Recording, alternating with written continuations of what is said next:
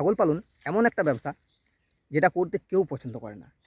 সবাই ছাগল পছন্দ করে, ছাগলের মাংস খেতে পছন্দ করে, কোনো গ্রামে বা কোনো ফার্মে গিয়ে ছাগলগুলোকে নিয়ে ছবি তুলতেও পছন্দ করে, কিন্তু ছাগল পালন করতে কেউ চায় না। আর এই করতে চায় না বলেই ছাগলের মাংসের দাম দিন দিন আকাশ ছোঁয়া হয়ে যাচ্ছে। তাতে কি, যত দামই হোক না কেন আমরা ঠিক ছাগলের মাংস কিনে খেতে পারবো, কিন্তু ছাগল পালন করব না আমরা। আর যদি কেউ ছাগল পালন করতে চায় তাকেও কেউ পছন্দ করে না।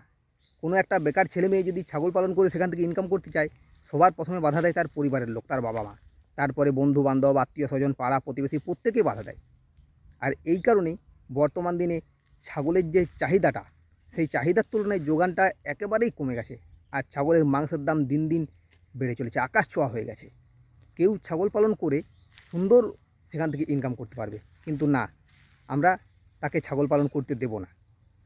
কারণ কারণ ওই যে ছাগল গরিবের বন্ধু বা গরিব মানুষের জন্য ছাগল পালন, এইটাই বলা হচ্ছে।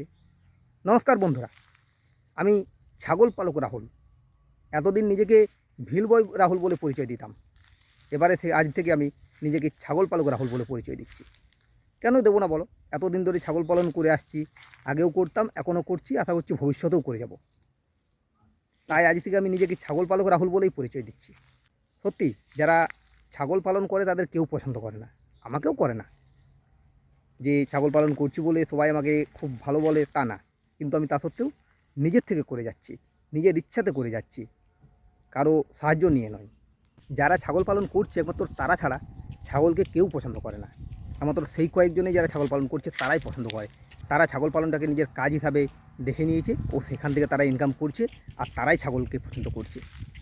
তবে একটা কথা বলতে পারি যে ছাগল পালন যে প্রচুর লাভজনক একটা ব্যবসা, এই বিষয়টা আমার থেকে ভালো কেউ জানে না। না জানে, যারা আমার মতো ছাগল পালন করে তারা জানে। তারা অবশ্যই জানে যে ছাগল পালন থেকে কীরকম ইনকাম হয়, বাকিরা কিন্তু জানে না।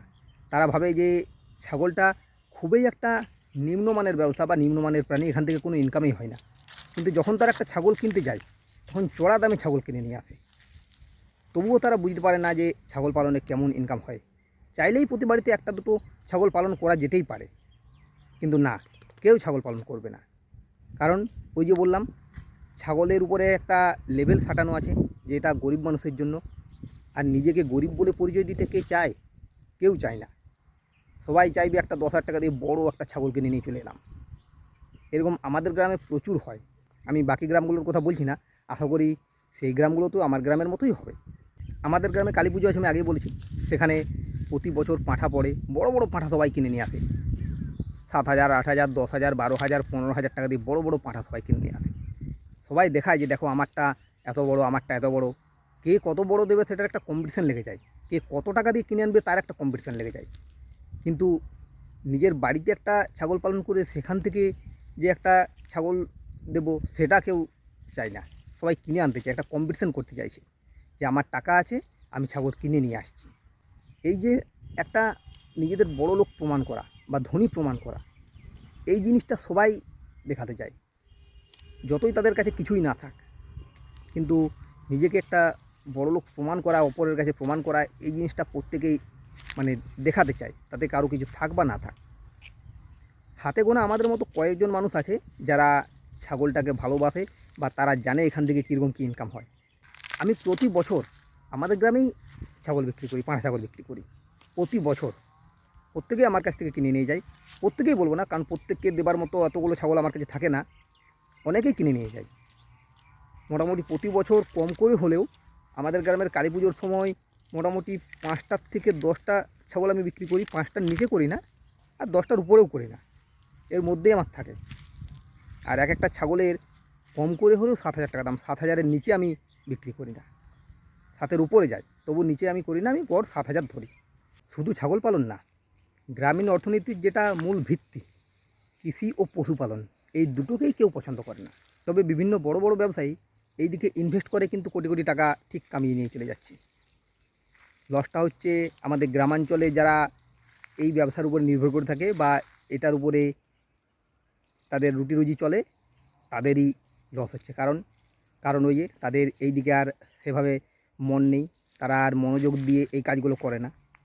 প্রত্যেকেই একটা নিজেদের স্ট্যাটাস মেনটেন করার জন্য বাইরে কাজ করতে যায়, কিন্তু তাদের যে বাড়িতে থেকে একটা ভালো রকম ইনকাম হয়ে যেতে পারে সেই দিকে তারা কেউ চিন্তা করে না। সবাই লোকের সামনে দেখাতে চায় যে আমরা বড় লোক হয়ে গেছি, প্রচুর টাকা ইনকাম করছি, ধনী হয়ে গেছি, এটা সবাই দেখাতে চায়।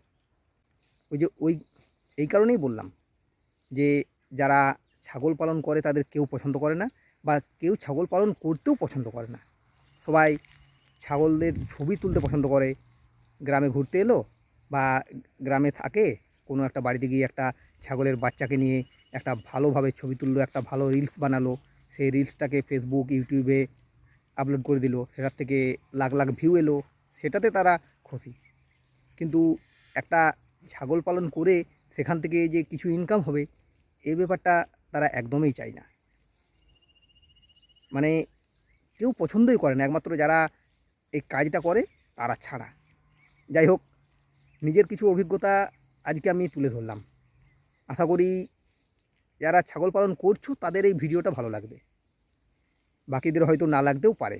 তো যাই হোক, ভিডিওটা আমি এইখানেই শেষ করছি। এরপরে তোমাদের সাথে দেখা হবে নেক্সট ভিডিওতে। আজকের মতো এই পর্যন্তই। ধন্যবাদ।